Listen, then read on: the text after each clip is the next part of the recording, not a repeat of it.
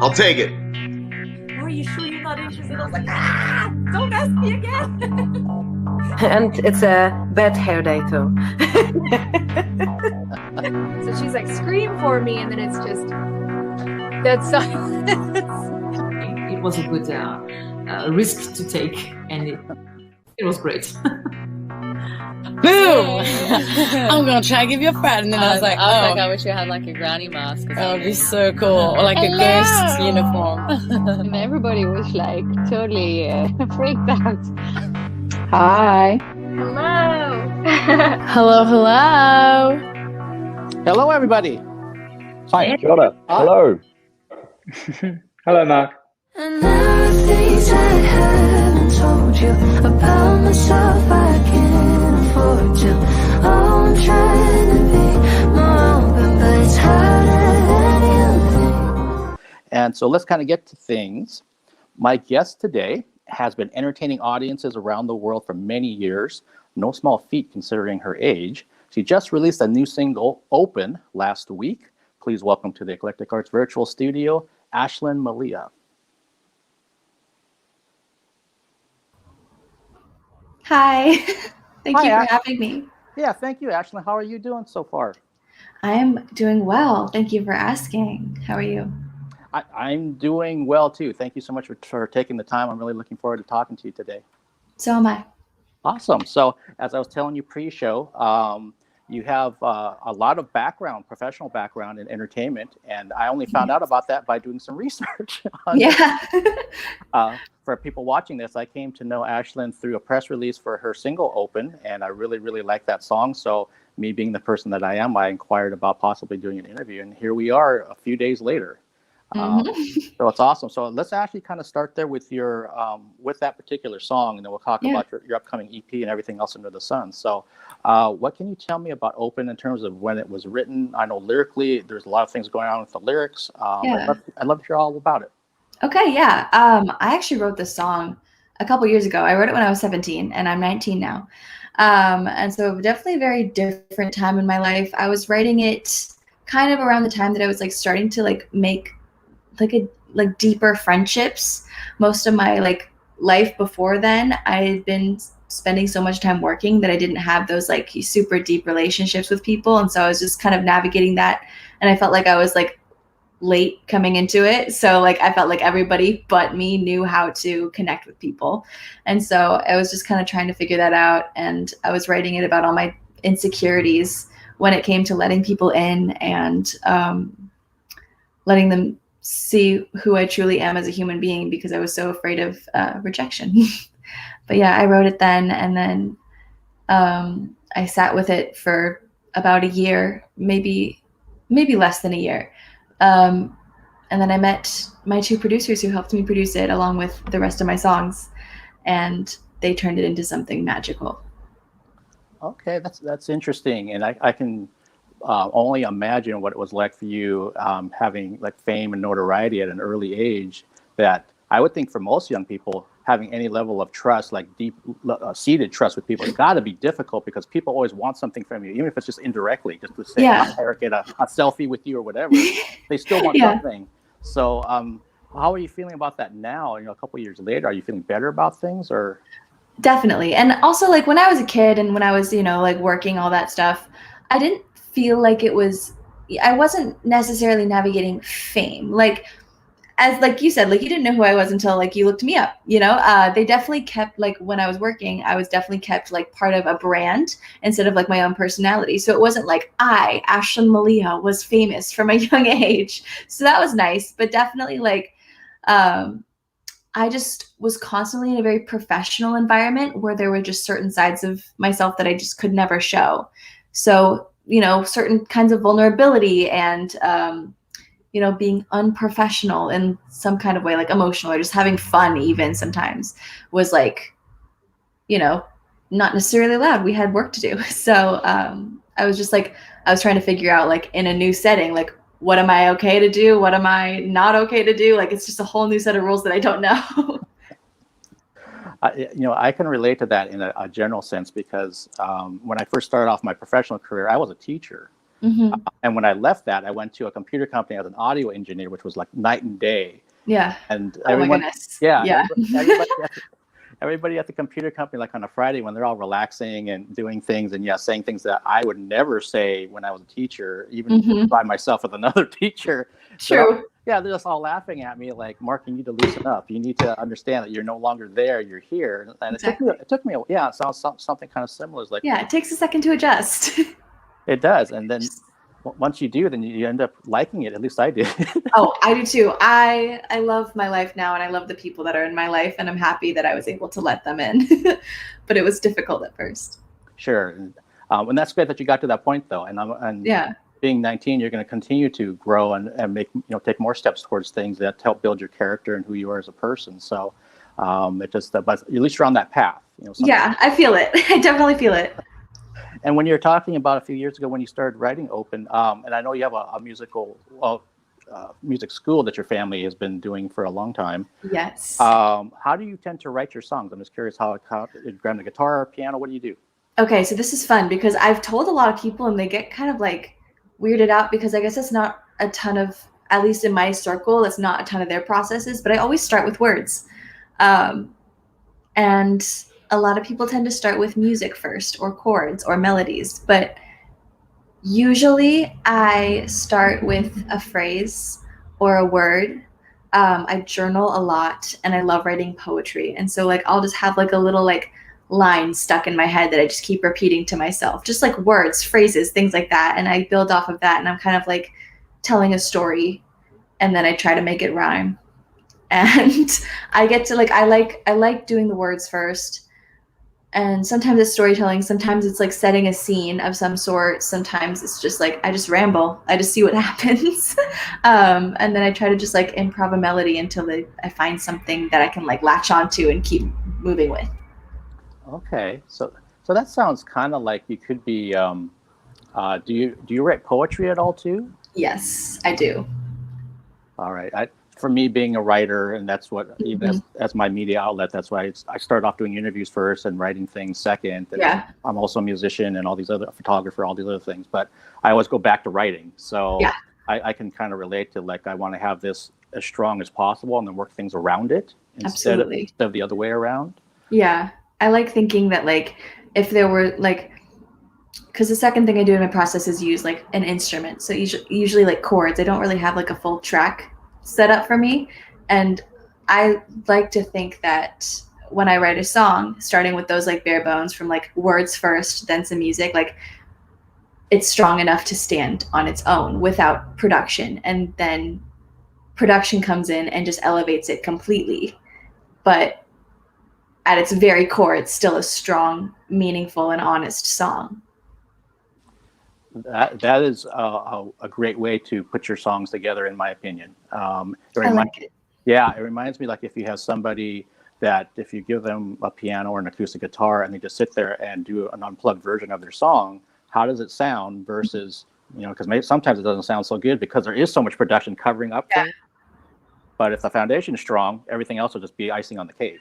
Absolutely. And that's how I feel the production is, because my two producers are just like insanely talented. The process with them is just the most fulfilling thing I've ever felt creatively. Just like there's a lot of trial and error. We put a ton of work into it. We put our hearts and souls into it. We overthink, then we put too much in, then we take away. And it's just like, it's like our child. And I'm happy that I can like first bring some lyrics and an idea to the table, and then they can just turn it into something that I like could never have completely imagined on my own. That's awesome. It sounds like you have a really great collaboration with your producers. I do.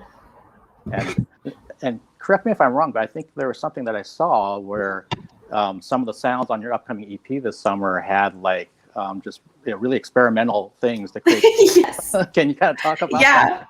No, absolutely. I think so. I'm just gonna like, this might be a lot of talking, but I'll just take you through like my process of like meeting my producers and that relationship. Okay. We actually started with the production of a song that will be actually on the EP, but just in a very different way than we started it with. And then I felt like we kind of used that first song together to learn how to work with each other.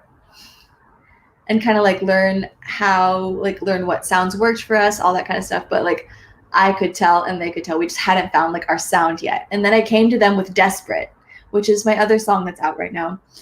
And at that point we were just like, okay, this one we're just not going to think as hard. We're not going to like try so hard. So we just like let loose, started having fun because we were more comfortable with each other at the time, like by that time. And so we'd literally be in the studio, like we had like a solid beat to it. We were doing like background vocals and stuff. And we're just like, okay, what do we want to use for the snare? And we were looking through snares and we're like, I don't love this. I don't love this. It just doesn't feel like it fits. And we're like, what if we just made it ourselves? And I eat all the time. So I'll be in the studio. I have tortilla chips. I have carrots. I have something all the time. And that day I had carrots and I had tortilla chips. So I was like biting tortilla chips into the microphone, biting carrots into the microphone. And then ultimately it was the carrot bite that made it into that song. So in Desperate, the first snare that happens, it sounds almost like a click of some sort, but like it couldn't have been made by anything other than that carrot. And then we have like personality in it, and it's like our actual original sound. So it is our sound. But that we did that a couple more times throughout the EP, with a few more songs that haven't come out yet and haven't been announced yet. But I'm very excited to share those as well. We used a clock ticking for one of them. One day we brought like a ton of Tupperware to the studio and just started like banging on it, just plastic or like with jingle keys, and like that all kind of like is sprinkled throughout the EP. Wow, I'm curious. When you're talking about the carrot crunch that became the first snare hit on Desperate, how many times did you record it? I took a video because I'm like, this is insane. I would never have thought that this is what I would do in the studio. I think it was about like 10 minutes. So like definitely like, we had to work on like how I was biting the carrot. Like I had to do it very purposefully, you know. You didn't want a weak bite, but you didn't want a bite that was too strong. So we had to get the perfect bite. So I'd say it was like a 10-minute process to record it, and then we heavily like sent it through a bunch of like filters and things like that I still am working on comprehending. And then we had our sound. That's awesome. I love the fact that you're getting creative and experimenting, just having fun with what ended up on the tracks. And then you're talking about the clock ticking and keys jangling.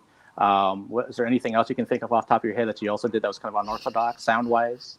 Definitely. Yes, actually. So there is this app called 1 Second Every Day. I don't know if you know about it. But basically people take like a 1 second video every day of the year. So by the end of the year, you have like 1 second from every day of the year. And so it's like this long video. And I've been doing it since 2019. And I was showing it to them because I just show them all my videos ever. And they get so annoyed by it. But they're like, wait, I kind of like all these like tiny little sound clips. So they took the audio from my like 6-minute video from like 1 second of every year. And they were just like mundane videos or just like random things that I found. And we have a couple of those in some of the songs. Like my friend was shouting in one of the videos, and then she's now in like the third song on the EP, and we like showed it to her and she's like, no way. You know what's awesome about this is it reminds me of like a bunch of Easter eggs in a film or something. Yes.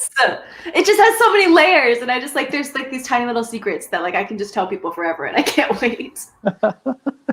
And it's got to be, I mean, particularly fun for you because you'll know what was put in there, and then if you're around that friend or that family member, whoever, you kind of see, and if they're listening to it and seeing their reaction, like, did they pick up on that or did they miss it? Or yes. Oh my God, it's like an inside joke. Yeah, absolutely. And I know that like the people I've told who like that was a carrot, or that was a clock, or that was this person clapping, or that was this person shouting. They're like, now I want to be in your next song. So I'm like, I joke, but it's not really a joke because I actually think I'm going to do it. When I start recording my next EP or my next whatever I'm making, my next single, I don't know. I'm going to like invite a bunch of my friends to the studio and just like tell them to make random noises, tell them to like shout or say something stupid or like whistle or clap or like snap or like hit something. And then it'll just be like a big like community project almost. That's awesome. No, I genuinely like this idea, and I think it'd be interesting if more people start to incorporate some aspect of it, because there is so much out there. And if you're your friends in your circle and with social media and even that kind of thing, you can even have a fan do something. Exactly. That would be so sick. Yeah, I'd have like a little contest or something and send in your sounds or whatever. That's genius. I might steal that. Wow. Yeah.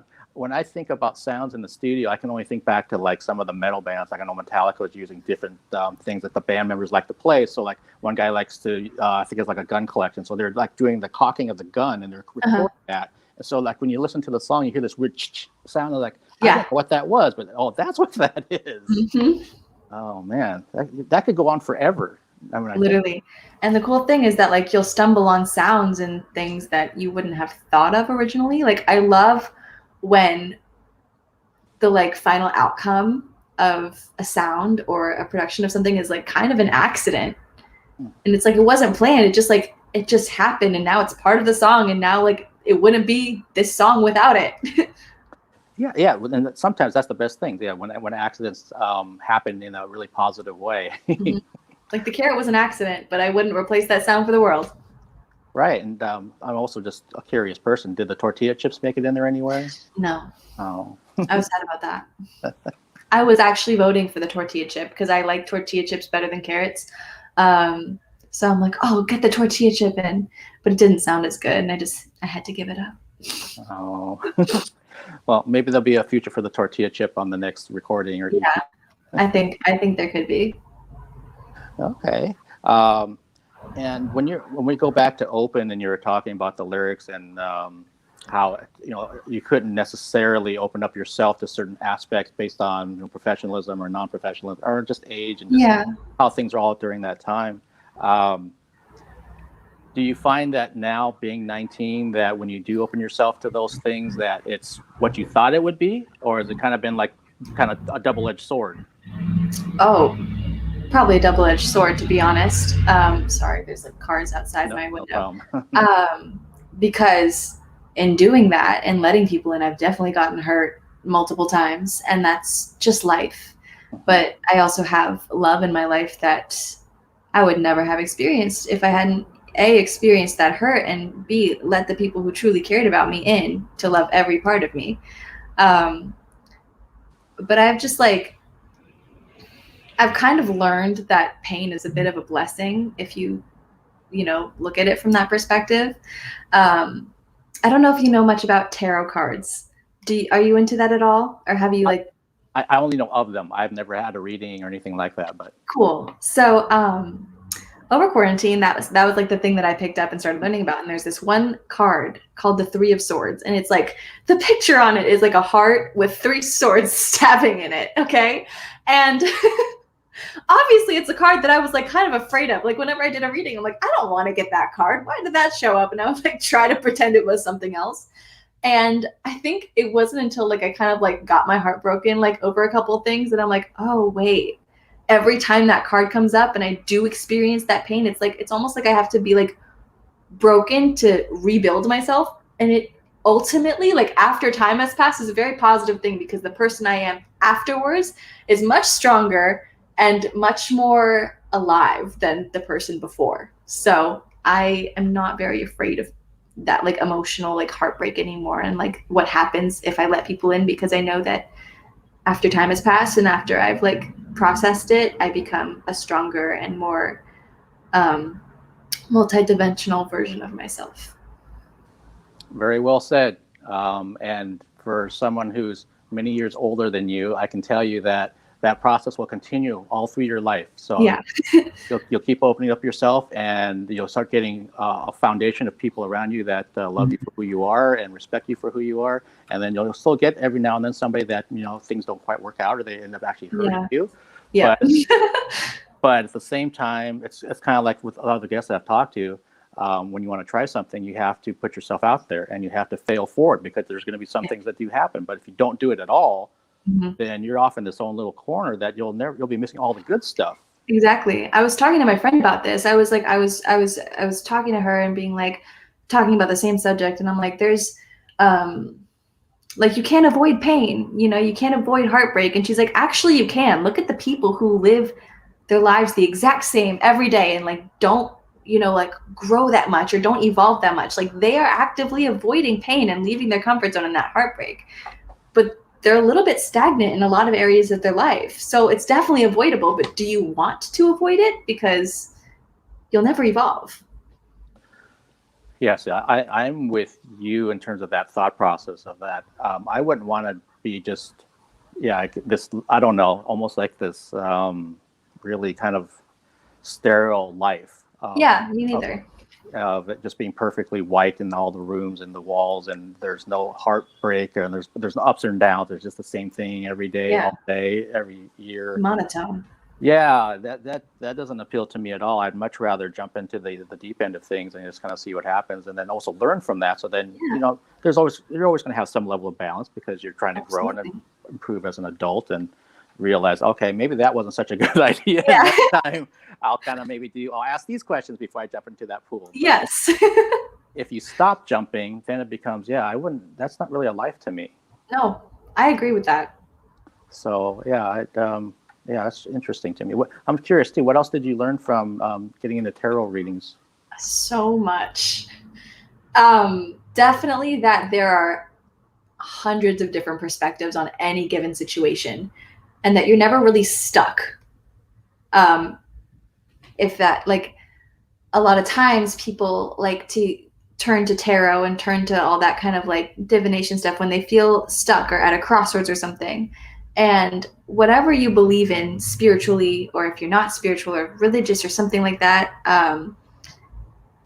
being able to find the value in your subconscious picking up a new perspective on any kind of situation through the images or the meanings of tarot cards, it's a very valuable thing, because I've just been able to look at a lot of situations in my life from a very fresh perspective and with a lot of insight that I probably wouldn't have gotten as quickly and easily, and then kind of move from there. And I was just able to be like, oh no, like, you don't have to like pity yourself. You don't have to, you know, feel like you just have to stay in this, like, it's not like you can't move. Like, you can just kind of like, you are in control of your reality. You can kind of change the world around you. You can flip your mindset.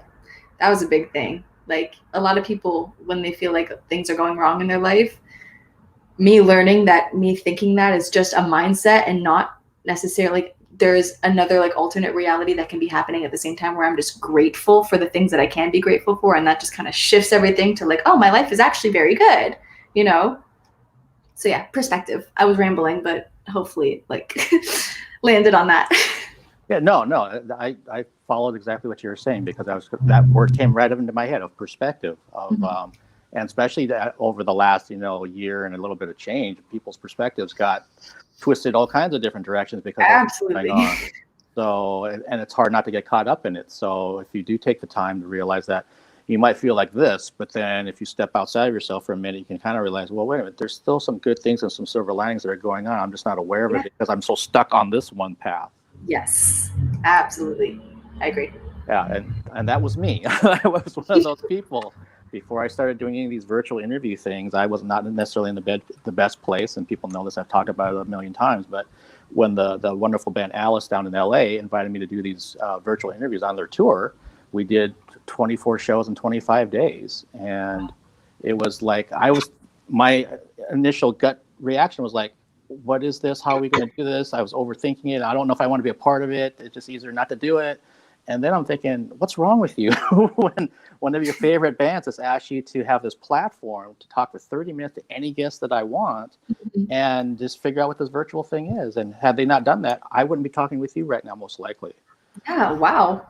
Yeah, and I've met people from all around the country. I just got an email from a film director in Australia that I became acquaintances with, and it's just been like amazing. And that's been a huge silver lining for me. But again, I think back to that time, because it was right about early May when I was like, I don't know, and I got that message from the band and stuff, and I'm like, yeah. But it's so interesting how one decision could have flipped things one way or the other for everyone. Absolutely. Not just me. But that's so cool. It is. I'm happy for you. I'm eternally grateful for what they, just the fact that they were even thinking about me, and that, some part of my brain said, just do it. Just yes. do it. So that's awesome. And do you ever do like tarot readings with your friends then?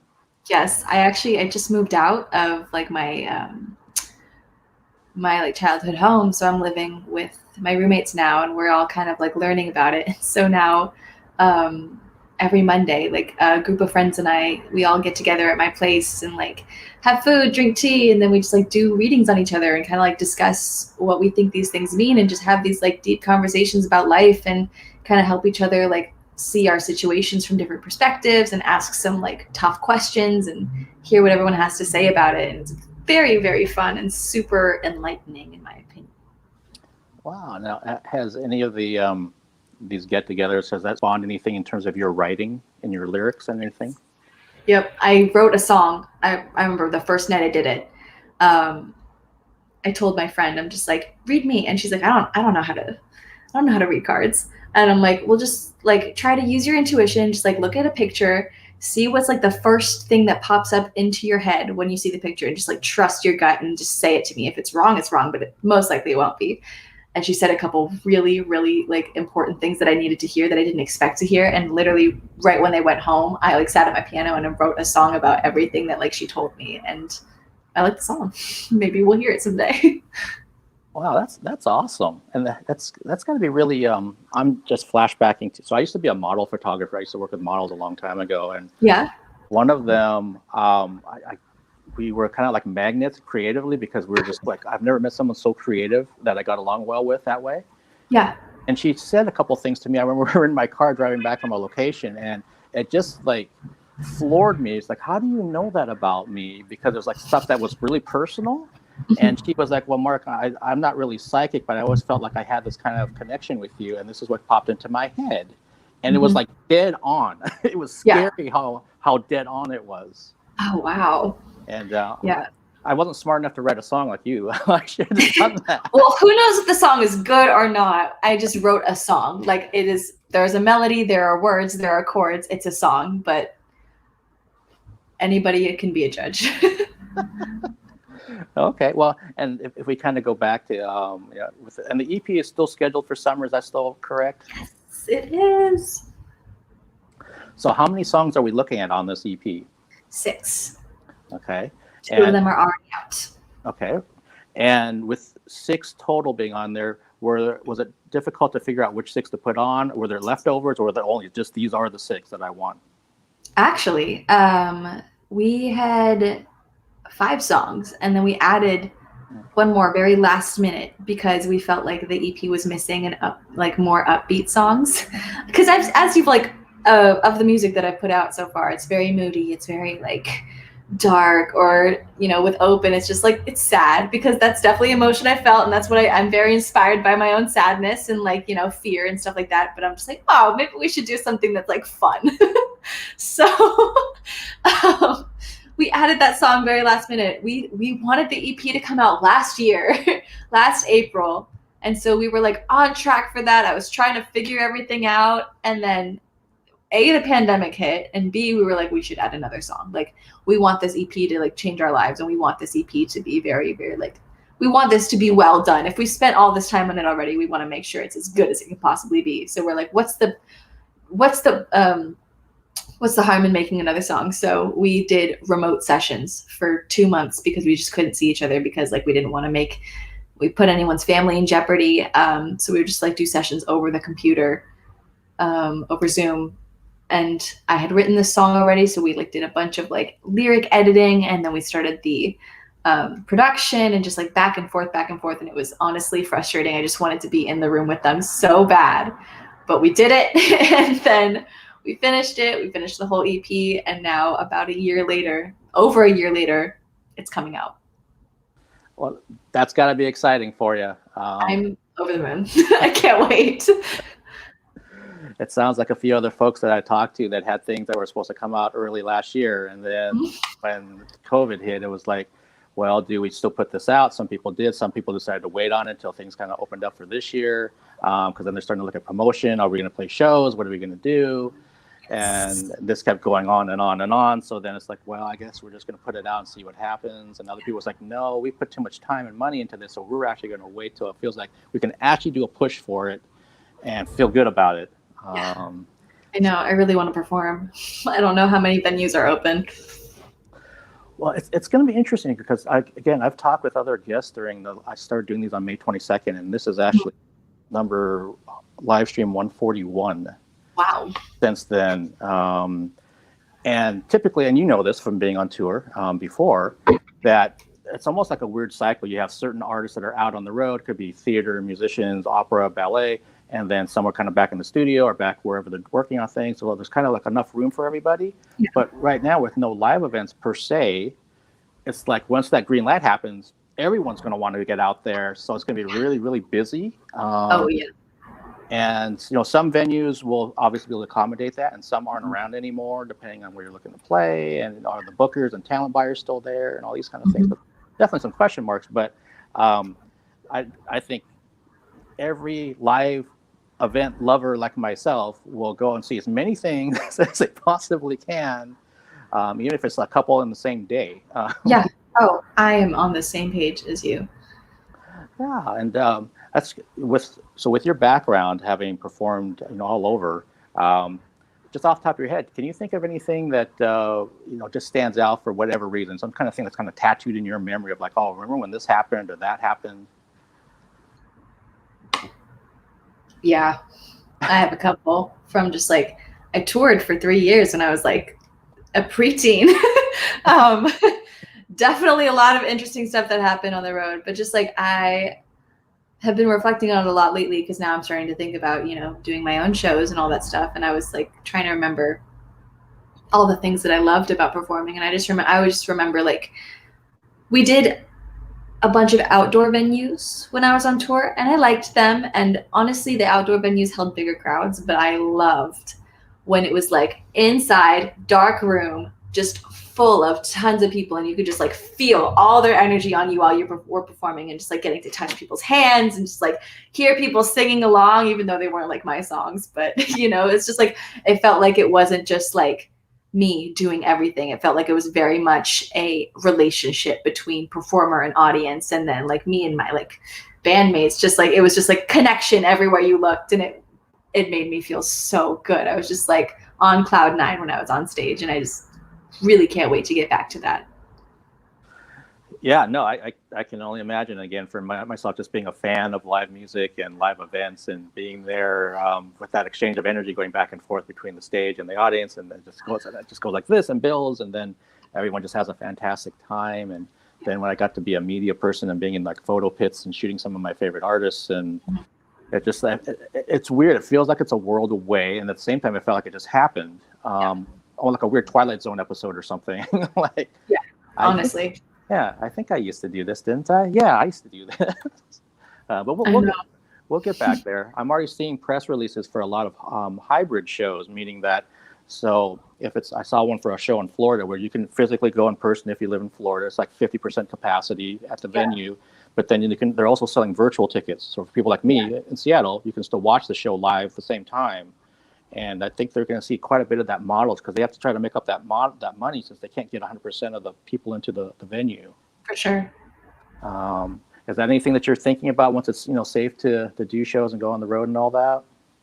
I honestly am like, I didn't know exactly how like these shows would work when once with all the COVID restrictions and like the rules when things do open up. So I'm not even like sure what I'll be facing. I haven't performed in so long. But yeah, I mean, like, I'm willing to do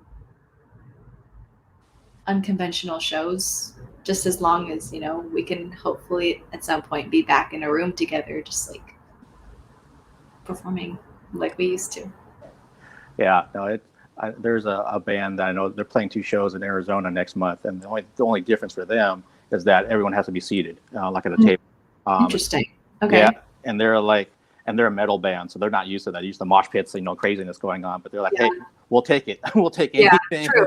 I didn't like when people were sitting though. I didn't like being at shows where people were sitting down. I'm like, I want you to stand up and like jump and stuff like that. It feels so much better.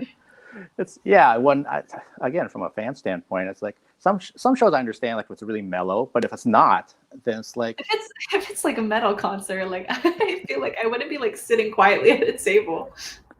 Oh yeah, and it's like, and I understand that if you're like way up in the nosebleeds, maybe you just want to chill out or whatever. I get that, but if you're closer to the stage or on the lower bowl or whatever, if you're in an arena, why aren't you standing up? I don't. And sometimes people actually will get mad at you for standing up. They want you to sit down because they can't see and stuff. Yeah. If you wanted to see, go farther back. Yeah, or maybe just stay home. Yeah, watch it on TV. Yeah, wait for like YouTube clips to show up or whatever. Oh no. That's crazy to me. I've been doing that though. I've been watching YouTube clips of people performing live to like feel like I was back at shows. Because I love watching people live. It's different than streaming their music. I like look up, my favorite artists or artists that I've like just found, because Spotify recommends like 1 million of them to you every day. And I'm just like, oh, who are they? And I'll just look at their live stuff because I'm like, oh, new experience. Yeah, it's interesting being the whole live stream concept because obviously I was on a tour, so I got to see one of my favorite bands every night, which is rare. I mean, yeah, unless you're going to drive around and follow somebody city to city, you don't get that luxury. But with live streaming, yeah, you can see.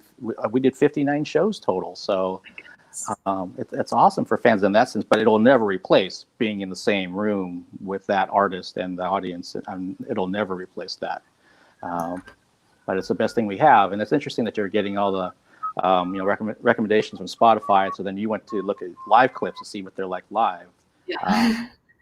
I actually like that a lot, and being a younger person and me being an older person, I'm always curious about. Are you having any plans to put out anything physical, merchandise-wise? So like, are there going to be CDs, vinyl, anything for your release? Vinyl. Oh, awesome. Okay. Yeah, I love vinyl. It's I guess like I know it like wasn't a thing for a while and then it like came back because it was trendy, but I really do like it. And I might be basic for saying that, but I'm very excited to have my songs on vinyl. No, that's awesome to hear with a lot of the other young artists. They're thinking they should, but they haven't quite done it. And I understand there's money involved and all that kind of thing, but I'm like, don't forget there's a segment of the population that loves tangible media. They want to actually touch something. Yeah, and what I really love, especially like with certain artists who like come out with albums and like full like works and groups of songs that I'm in love with, like I want a physical copy of it. Like I want like it's almost like a souvenir so that it's not just like, oh, I see them on my phone, I listen to them on my phone. Like I just did that today with an artist that I've gotten obsessed with. My friend found the record at a store and he's like, should I get it? And I'm like, absolutely, I will listen to it all the time because I like every song on the album and it's an experience. Yeah, no, I love your mentality. That's really refreshing to hear.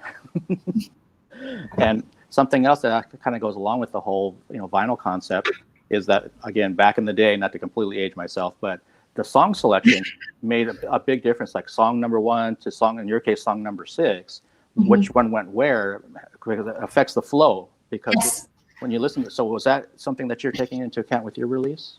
100%. Every song, like, I guess this was more like with the title, but Open is the first song of the EP, which makes sense, Open. But it's basically, I kind of see it as a journey of kind of like opening myself up to like these new experiences, having these new experiences, which you'll hear in each song, and then some self-reflection towards the end, and then at the very end, a conclusion about like what I've kind of realized from experiencing all these things after I've opened myself up, after I've gone through this, after this happened to me, and then after I felt this way and found myself in a state of feeling this way constantly, now how do I feel about opening up? That's awesome. It sounds very much like you have a storyline planned out through your song. Strangely enough, the last song was the first song I wrote, though. I don't know how that happened, but it fell into place in a very great way. And something else I recently talked with a guest, he is obsessed with last songs on releases, saying that if that one's so crucial because if it kind of encapsulates the release, then you want to go back and listen to it again. And if it doesn't, then you kind of feel, oh, it kind of falls flat. It sounds like you got the right song for song number 6. It's my personal, it's the song that I lyrically connect to with the absolute most. Like every word on that is very meaningful to me. So even if it's like not the song that I want to listen to day in, day out, because there are other songs that are like more upbeat, or they're just like bops, they're very, very catchy. Like this one, like every time I listen to it, I feel something, and it's been years. So hopefully like my connection and love for these songs will be evident and kind of rub off on the listeners as well. Awesome. And I know that the title is supposed to be Rather Be Alone for the EP. Is that okay? Yes. And is that related to what you were talking about with Open, or is it a little bit of a different concept for the title? It's pretty much the same. It's just like kind of like, even though I do, like, I'm glad I did open myself up, and I love connecting with other people. I'm very much a people person. I also really, really love my solitude, and that's something I fell in love with and then fell in love with during quarantine. And I'm just like, ooh, being alone is a great thing. But in regards to this EP, especially at that time when I was very scared of opening up and very scared of all those things, it was almost like I don't want to like put myself in a position where I am gonna feel all this pain, so I'd rather be alone, kind of like what we talked about. And that would be living kind of a monotone life now that I think about it. And I'm probably not that way anymore, but sometimes I feel it still, and sometimes like, oh, this would just be easier if I was alone. And I think that's natural, especially if it's something that just kind of, you feel like that for a little bit, especially like now. So, sounds like you're kind of not past that, but you're like more open to yes. things. But then every now and then I feel the exact way that I felt when I wrote the song. Like it's cyclical. Mm-hmm. Yeah. And are there some music videos getting in the works or already done, or? One is already done. We're in the process of making another. I guess the next thing that's coming out is less of a music video, more of a visual. And that one we did for Open.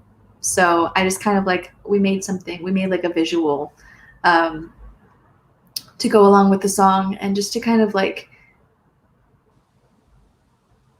make it so that when people are listening, they can also see the music. We were very strategic with how the video looked and the visual looked at certain times,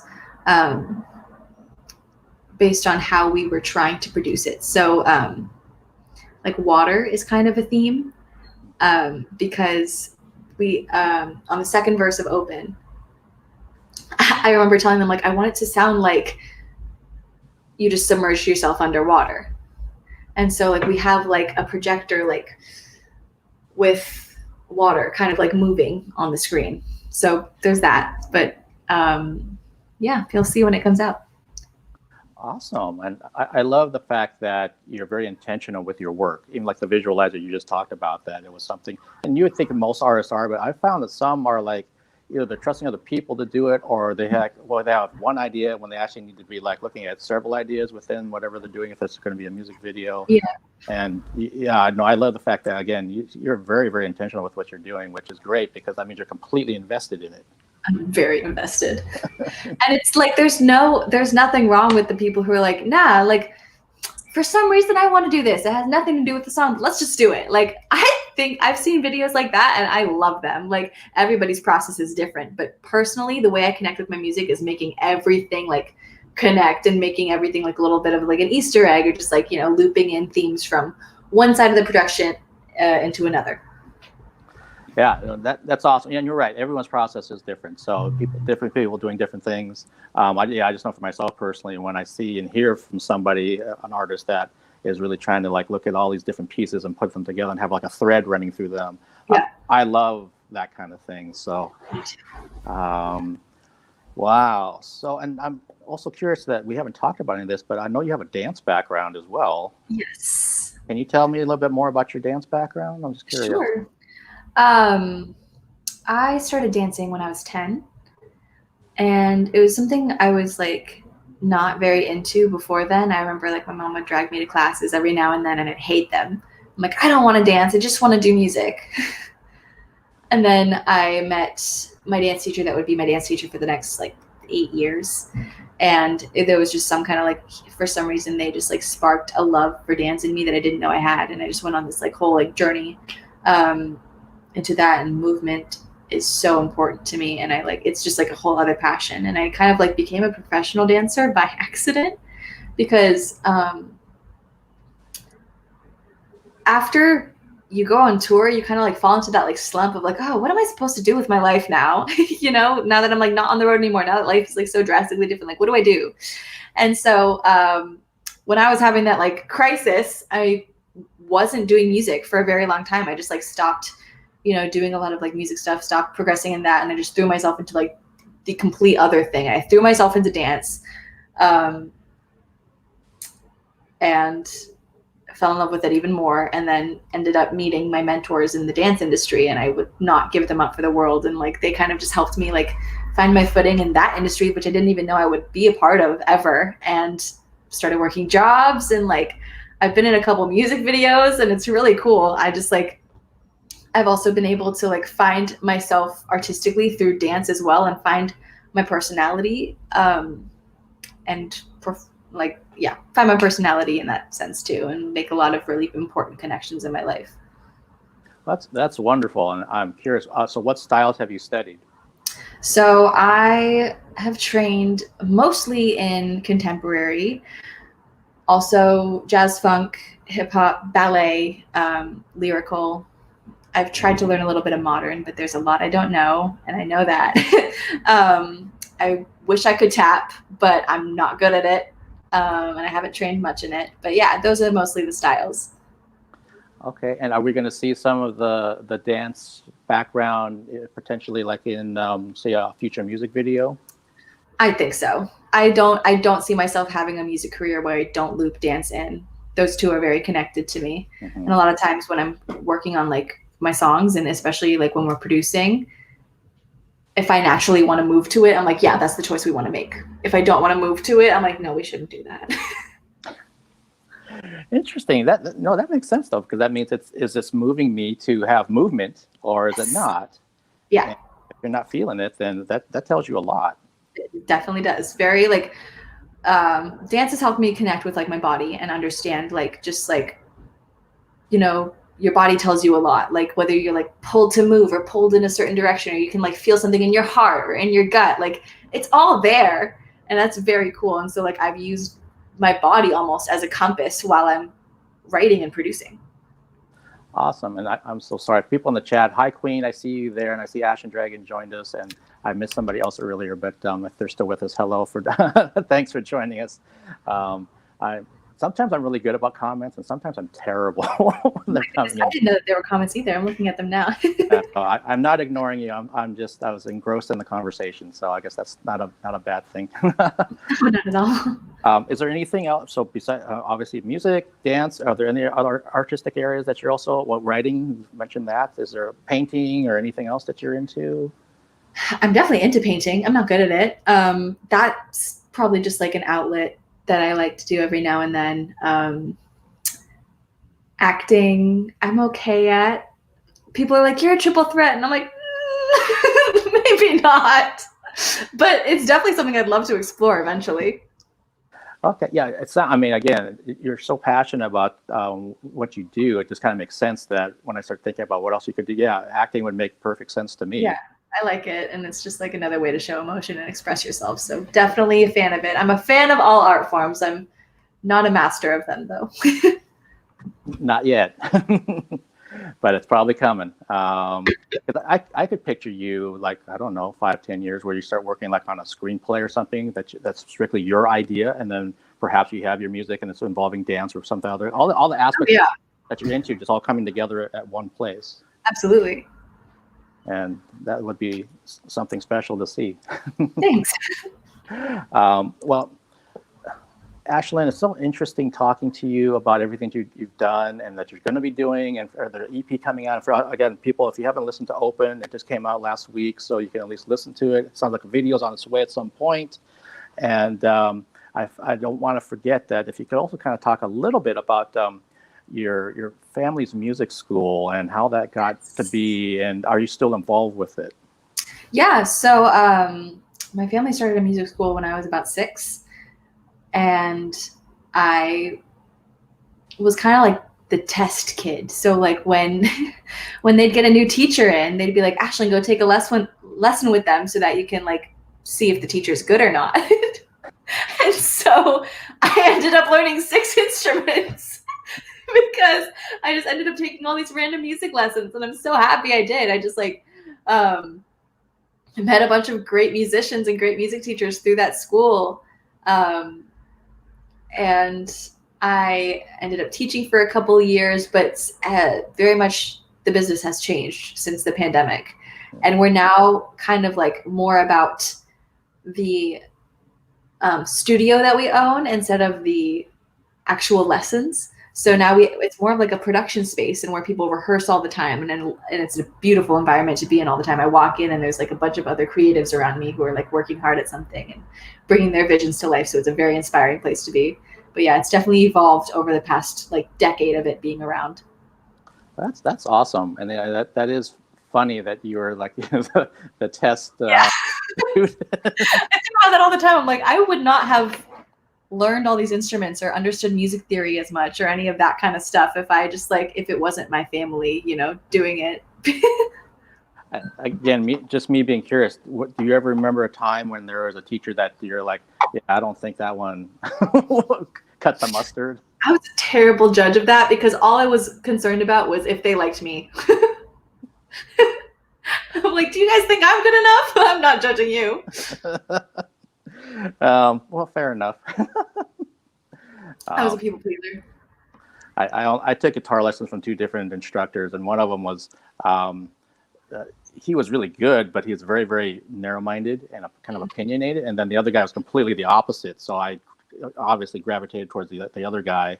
For sure. I learned so much more from him. But I'm thinking, like, if I was, I don't know, whatever age you were when you're getting tested with these other teachers, I was like, oh, I would have said no to that guy and yes to my second teacher that I had. For sure. Yeah. I should think about that now. I'm like, were they good? Well, I guess if you learn the instrument, then there was something worthwhile about them. Yeah, I agree. But again, and I don't know if I should bring this up, but so with Ashlynn Malia, I used to know. Sorry, the sirens. That's okay. That's how people know this is live. Yeah. That I used to know somebody in college whose first name was Malia, and she was from Hawaii. And do you have ties to Hawaii for some? Yes, I do. Oh, my middle name is Hawaiian. Okay. Yeah. No, that's where my dad's from. Okay. I have family in Hawaii. That's where we go on like our family vacations to go visit them. But yeah, my grandparents, my cousins, all of them live there, and so every kid in my family, like my immediate family, we all have Hawaiian middle names, and my family just got a dog, and he has a Hawaiian name as well. Oh, what's the name? What kind of dog? He's a Rottweiler, and his name is Akua. He's so cute. Nice. Yeah, that's what a strange, no, not strange, but what an interesting coincidence that. Yeah. When I was looking at your name, I'm kind of like, yeah, I remember Malia when I was in college. I'm like, is that? And she was from Hawaii. Yep. Oh my gosh, that's interesting. And like you said, so your other immediate family siblings have Hawaiian middle names, and you go there. Is there a particular island you like to go to, or do you go to all of them? Or I definitely like Oahu. That's where family is. So it's just like it feels, I feel very connected to family there, and I feel most at home in that one because that's where we've traveled to the most.